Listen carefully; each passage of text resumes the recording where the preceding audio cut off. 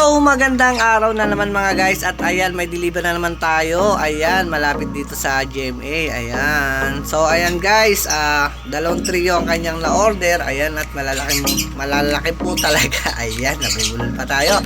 So yung isa dyan nga guys, malapit na mangitlog. So ano pa hinihintay nyo sa mga wala pa na gusto magkaroon ng red super sayang crayfish? Ayan, huwag na magtagal guys, PM na. Ano pa hinihintay natin? At punta na natin si Mama at si Bossy. Let's go!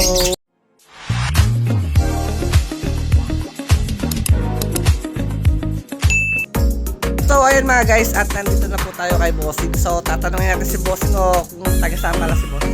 Boss, taga-saan pala tayo, boss? Yo, nandito kami taga-Bulihan Silang, Cavite. Ayun, baka may gusto ko naman i-shoutout dyan, boss, sa mga kaibigan mo dyan.